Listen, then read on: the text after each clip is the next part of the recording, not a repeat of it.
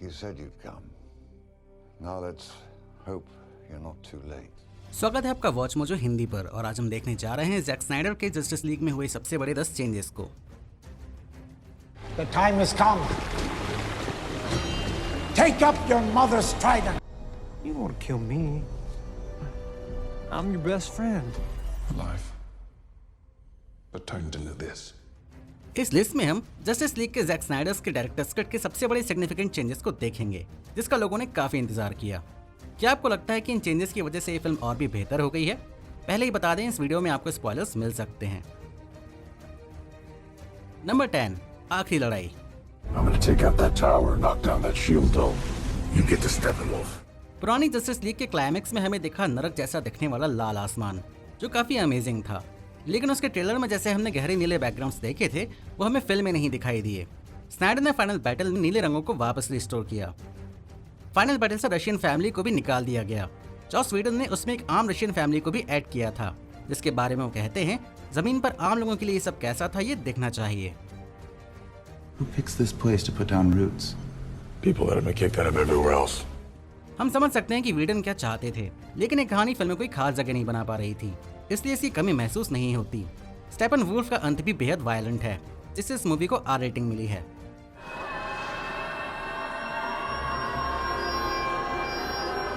Number 9, Martian Manhunter. Oh, and some have called me the Martian Manhunter. John Jones या कहे Martian मैनहंटर उनके heroes में से एक है, जिन्हें हम थिएट्रिकल कट में देखने की उम्मीद कर रहे थे। Allies from other worlds. हालांकि स्नाइडर को इस वर्जन में उसे दिखाने का प्लान तो था, लेकिन फाइनली हमें वो देखने नहीं मिल सका। बैटमैन वर्सेस सुपरमैन के कमेंट्री वर्जन में स्नाइडर बताते हैं कि दरअसल लेफ्टिनेंट जनरल स्वान विक ही मार्शियन मैनहंटर है। What's your source on this? A tinfoil hat? Whedon के स्टोरी बोर्ड में मार्शियन मैनहंटर लुइस लेन के अपार्टमेंट में मार्था कैंट बनकर जाता है। हालांकि मैन ऑफ स्टील और बैटमैन वर्सेस सुपरमैन में एक्टर हैरी लेनक्स को दिखाया तो गया है, लेकिन द स्नाइडर कट ने ऑफिशियल कर दिया है कि लेफ्टिनेंट जनरल स्वाम विक और मार्शियन मैनहंटर एक ही हैं।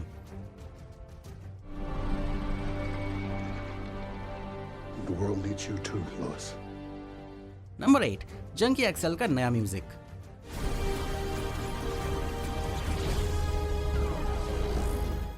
आप स्नाइडर की फिल्मों के बारे में जैसी भी सोच रखते हो, लेकिन उनकी फिल्मों का साउंड ट्रैक हमेशा शानदार होता है। जंकी एक्सेल, जिन्हें टॉम हॉल्कनबर्ग के नाम से भी जाना जाता है, उन्होंने हैंस जिमर के साथ मैन ऑफ स्टील और बैटमैन वर्सेस सुपरमैन में काम किया था।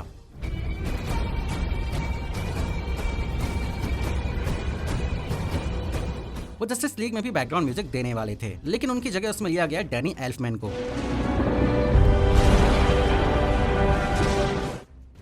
एल्फमैन का म्यूजिक वैसे तो डीसी के प्रोजेक्ट में भी सूट करता है और जस्टिस लीग में भी ये कोई बुरा नहीं था।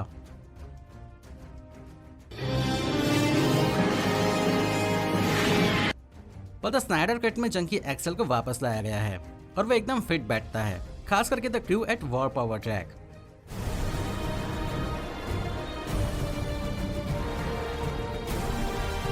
नंबर 7, स्टेपनवुल्फ का नया लुक। My lord. कई लोगों का कहना है कि ओरिजिनल जस्टिस लीग के विलन फिल्म की सबसे बड़ी खामी थे। जितना कॉमिक बुक में स्टेफनवुल्फ दिखता है, ये उसके आसपास भी नहीं है, जबकि इसे सीजीआई से बनाया गया है और स्नाइडर्स कट में भी इसे सीजीआई से बनाया गया है। लेकिन ये पहले वाले स्टेफनवुल्फ से कहीं बेहतर है। उसका आर्मर भी अब पहले की तरह सिली नहीं दिख रहा, उसके चेहरे के एक्सप्रेशन भी अब और डरावने दिखाई देने लगे हैं।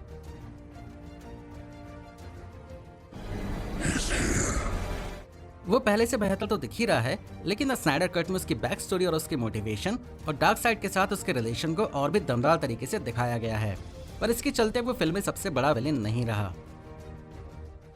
It shall be so, my master. Number 6, और ज्यादा एक्वामैन।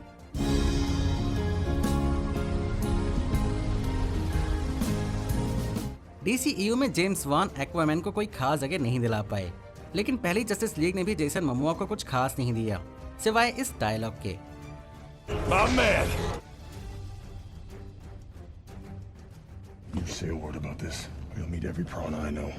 ओरिजिनली स्नाइडर वॉन को उनकी फिल्म एक्वामैन के लिए स्टेज तैयार करना चाहते थे। फिल्म में मैरा को मेन रोल में लाने की बजाय विलियम डफो को नोटिस वाल्को के रोल में लिया गया। The time has come.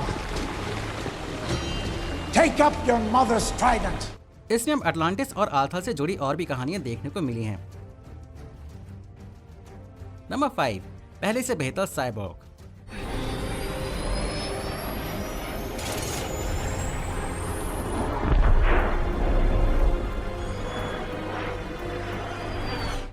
छह मेन कैरेक्टर्स में से एक होने के बावजूद भी साइबॉर्ग को पहले सबसे कम वैल्यू मिली थी।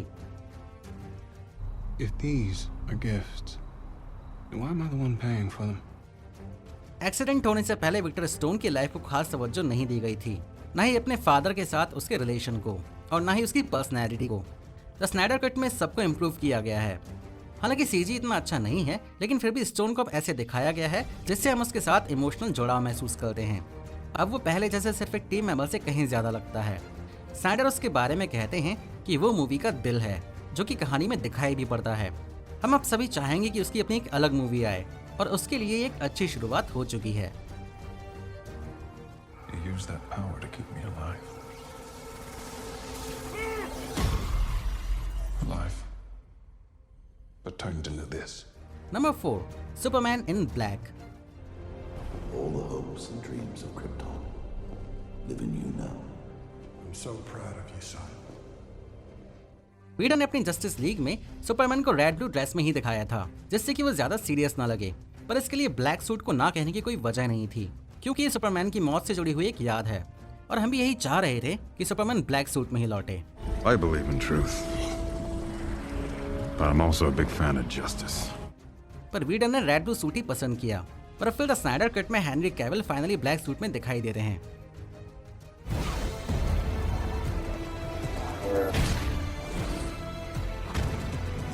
इसमें वो सीन भी वापस डाल दिया है जिसमें सुपरमैन अल्फ्रेड से मिलता है। I'm assuming you're Alfred. Master Kent. और ये सुपरमैन वीडन के सुपरमैन से बिल्कुल ही अलग दिखता है और सीजीआई से हटी उसकी मूंछें भी।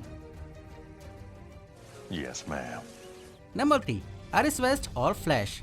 I'm so sorry. I'm late. Barry Allen भी एक ऐसा कैरेक्टर है जिसका रोल और बढ़ गया है। आखिर वो जोक मारने के अलावा और भी काम कर सकता है। Dostoevsky. द स्नाइडर कट में बैरी की मदर की डेथ और उसके फादर के जेल जाने की कहानी को और बेहतर तरीके से शामिल किया गया है और आइरिस वेस्ट के साथ उसके रोमांस को भी। एक्ट्रेस किएर्सी क्लेमेंस ने जस्टिस लीग के साथ डीसीईयू में डेब्यू किया था, लेकिन एडिटिंग में उनका रोल काट दिया गया था। पर इस वर्जन में उन्होंने वापसी की है उस सीन के साथ जिसमें बैरी आइरिस को खतरनाक कार एक्सीडेंट से बचाता है।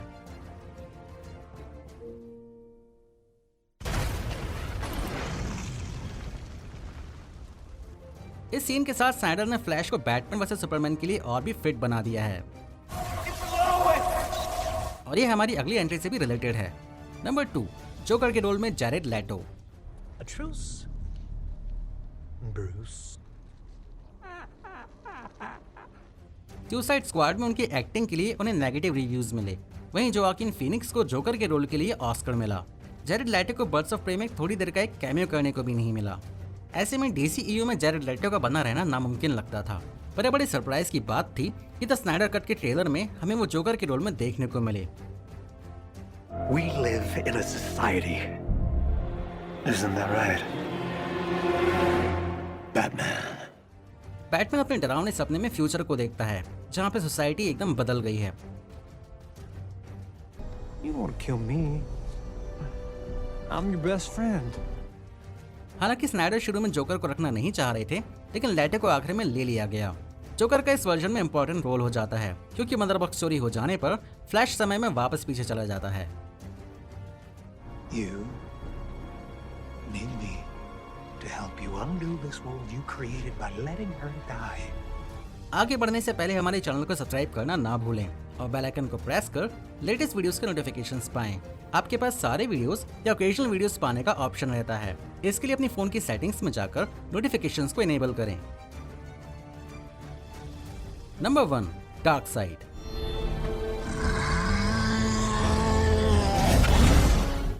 पुरानी जस्टिस लीग में डार्क साइड एक मेन विलन जैसा कुछ नहीं था। उसका जितना भी रोल था उससे हमें लगा कि इतने रोल से आने वाली फिल्मों में उसका ज्यादा रोल हमें देखने को मिलेगा, इससे ज्यादा कुछ नहीं। For the unity. For Darkseid. और द स्नाइडर कट के ट्रेलर में ये साफ हो गया कि डार्कसाइड इस फिल्म में एक सबसे बड़ा विलेन है। इसका रोल किया है रे पोर्टर ने, और इस तरह डार्कसाइड ने एक लाइव एक्शन फिल्म में आकर डेब्यू कर ही लिया। I will stride across their bones and bask in the glow of anti-life, and all of existence shall be mine. इस वर्जन में डार्कसाइड के फॉलोअर्स को भी कहानी में थोड़ी जगह दी, जैसे कि डिसार्ड और ग्रैनी गुडनेस को। DCU में डार्कसाइड और अपोकलिप्स इंपॉर्टेंट रोल्स होने वाले हैं, और उससे पहले इसे ऐसे देखना अभी के लिए बहुत सेटिस्फाइंग है। क्या आप इससे सहमत हैं? वॉच मोजो हिंदी पर इन वीडियोस को भी देखें और हमें सब्सक्राइब करें और बेल आइकन को दबाकर लेटेस्ट वीडियोस के नोटिफिकेशंस पाएं।